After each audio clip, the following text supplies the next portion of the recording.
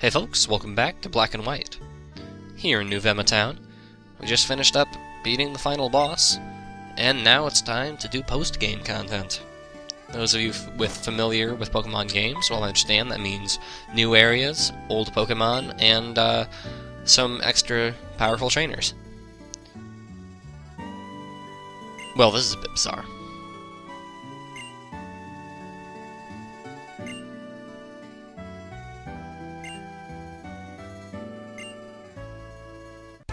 My god.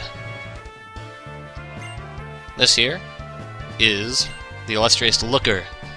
Looker is a character who was introduced in Platinum. He was not in Diamond and Pearl, he was introduced in Platinum as a member of the Global Police, tracking down evildoers wherever they go. And now he's here in the Unova region to track down the sages of Team Plasma. The translator translated him with Inspector Clouseau in mind, the Pink Panther guy. So he's eccentric. I'm not sure exactly how eccentric he is in the Japanese version. He's eccentric here.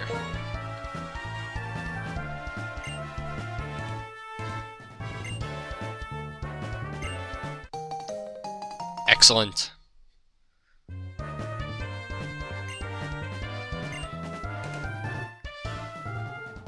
Now, Super Rod is actually the only rod fishing implement in this game. Unlike previous games, which had old and good rods as well, Super Rod is our first order of business. I don't know why it was introduced so late in the game. Except maybe to have that joke. And it seems strange to have only one fishing implement and introduce it after you've beaten the main game. And back in my day, fishing was a thing you did when you were looking for Magikarp to destroy things with.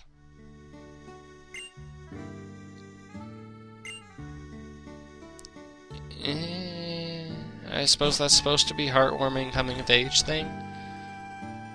Oh, hi there.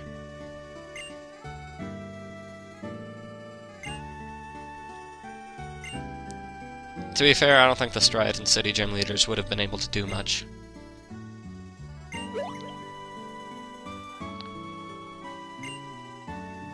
Now, I guess this is something of, like, angst about not being as helpful as they thought they could have been, because I was such a boss and, like, defeated the evil all by myself.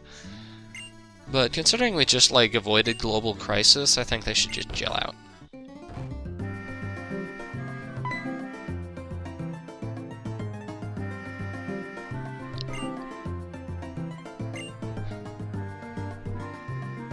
The National Pokédex. National Pokédex is a mechanic introduced in Gold and Silver and onwards. I forget if it was actually referred to as such in Gold and Silver. But it's basically a Pokédex expansion that lets you learn information about Pokemon who are not native to whatever region you're in. So here that means the original 493 Pokemon.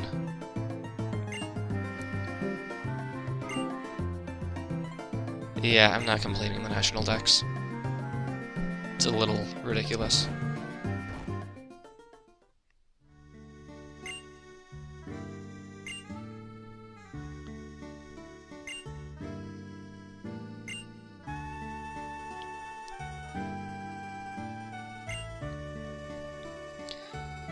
Have fun with that, Sharon. That might be a little incentive or hint for the player to revisit old areas. But I'd recommend prioritizing what you're doing. So, priority, legendaries. First up are Tornadus and Thundurus. These two are actually available before you take on the Elite Four and whatnot. You remember when we left Opelucid City, we got a little thing about weather, crazy weather on this route, and how we might want to check it out. And this is that. Tornadus and Thundurus are Pokemon unique to each version. Christ if I remember which one is in which. But it's very likely that you won't really care, because these are roaming legendaries. And so you're not very likely to see them anyway.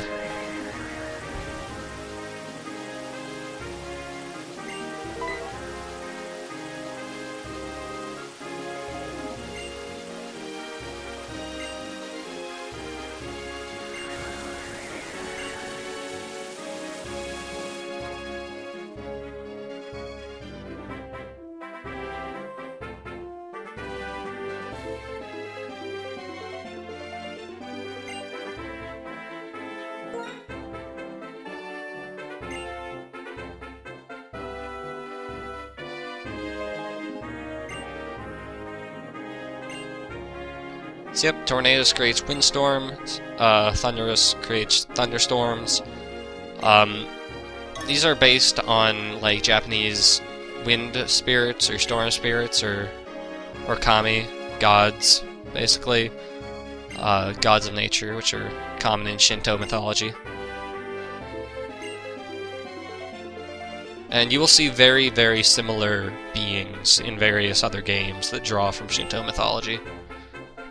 Once you see these legendaries, you will see a resemblance to certain characters in Zelda Wind Waker, for instance. Speaking of which...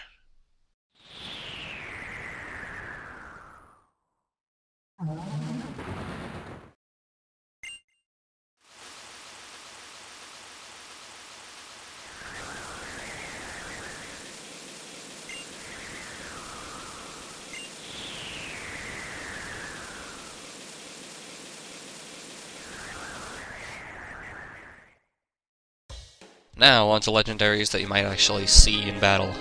First up is Cobalion. It's the first in a trio of legendaries. If you've played a Pokemon game before, you're familiar with the concept of a legendary trio. Now, unlike other legendary trios, you actually do need to address one of the three first in order to activate the other two. So you gotta go after Cobalion first, and there's no real indicator of that other than the locations for the other ones being blocked off and saying, hey, you can't go here. Anyway, here in Mystelton Cave, one of the few places you actually need to use Flash.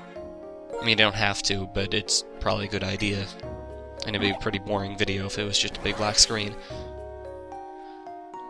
And it's, you know, something of a cave labyrinth. You need to use Strength as well. So, if you haven't been using HMs for your main playthrough, you may need to run around a bit and grab those. But yep, a couple trainers here. They are low level, because you can access this place as soon as you have Surf. It's not enough trainers that it can be considered a good training spot, but it's still a place that you can go. They're all hikers, of course. And hikers are the least original kind of trainer you will ever find. But yeah, it's a cave. Unfortunately, caves are not the most thrilling little expeditions that you'll ever run into in a game. Not even like a cool colored cave like the Charstone Cave, it's just a cave. How boring. How drab. I mean, I can appreciate that they want to, like, introduce some strength puzzles here, and the lack of strength puzzles was kind of, very obvious in previous caves, because they were just long corridors, basically. But these aren't really strength puzzles, they're just use strength to get through, and then push a rock into a hole. Which isn't the same as, like, those crafty strength puzzles where you have to move them certain ways or using the way down switches. Anyway, Rock Slide. It's a good move. You should use it if you don't have Stone Edge at your disposal. But yeah, if you're not interested in legendaries, Rock Slide still might be worth your time. Who knows? Anywho, the Guidance Chamber. Home of this crazy old man who somehow got past the strength blocks. I'm not entirely sure how.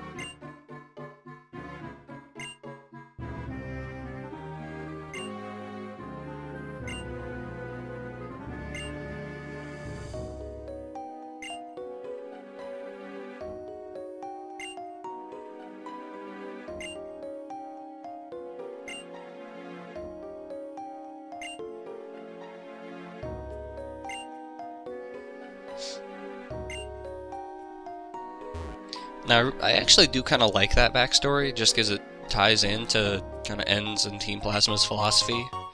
Like, Pokemon can't trust people, except here it's just like carry over from a bygone age when it was actually kind of applicable. I don't know, it makes thematic sense. Anywho, first of the legendary trio, Cobalion.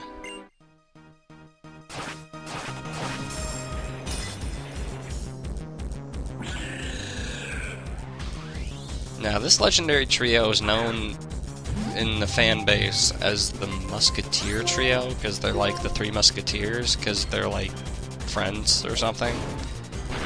It's a pretty terrible name, to be honest, I think, personally. So, I'm just calling them the legendary trio of Unova with the four legs and they're like lion sort of things. I mean, they're not even lions. It's just a lion in the name. Anywho, these guys, unlike, say, Reshiram and Zekrom, have extremely low catch rates. They have catch rates of 3, which is the lowest catch rate that you'll ever find in a Pokemon game. There are a lot of legendaries with that catch rate. These are included in that list.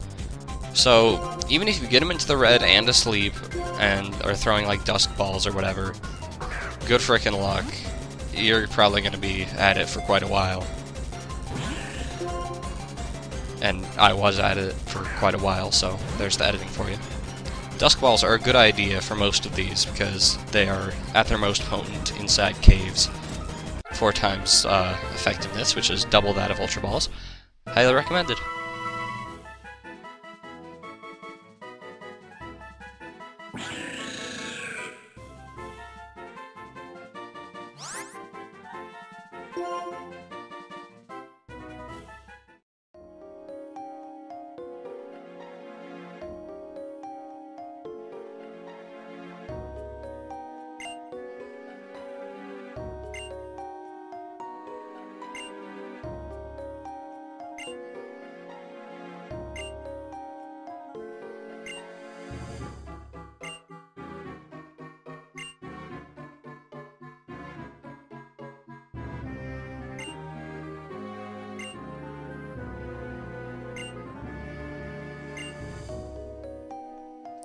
And that is Cobalion, the first of the Musketeer trio.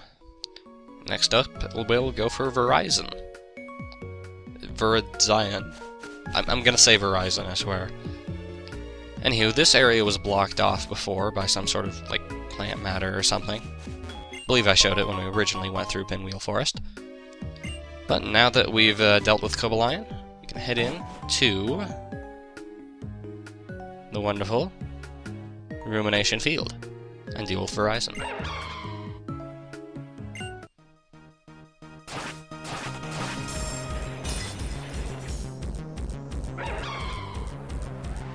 Now Verizon is weird looking.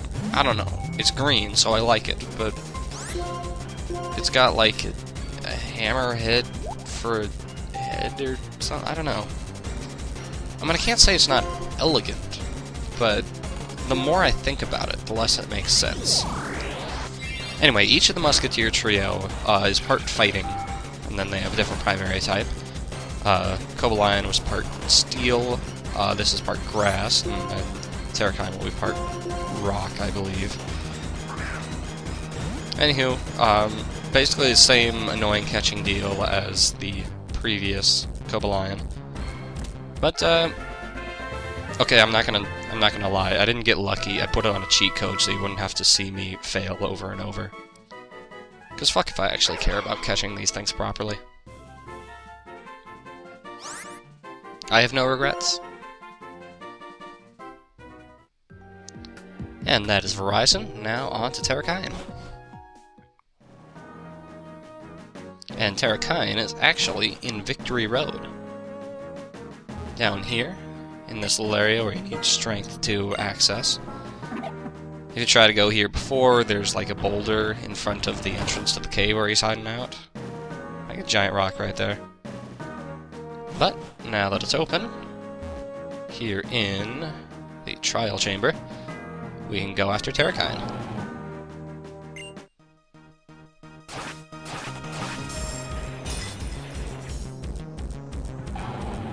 Terrakine, as I said before, I believe is rock fighting. I really can't speak for these guys' effectiveness in the metagame. I mean, they're legendary trio status, so they're probably not, like, uber destruction kind of dudes. But I'm sure they're pretty good. And if you want to use these guys for in-game, they will destroy things quite well. Legendaries tend to do that. I mean, personally, I would use Verizon just because it's green. And I very well might the next time I play through these games.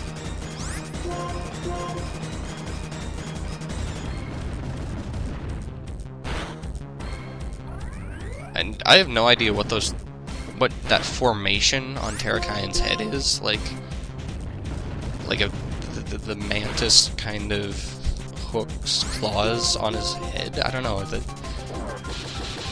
that's some sort of rock formation because he's a rock Pokemon, or if it's like his hair, or I don't know.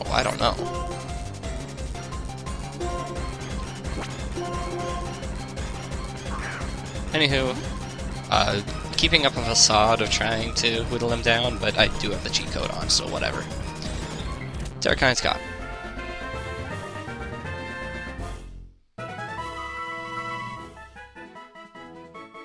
Yep, rock fighting. And that is the Musketeer Trio, and I will see you guys next time.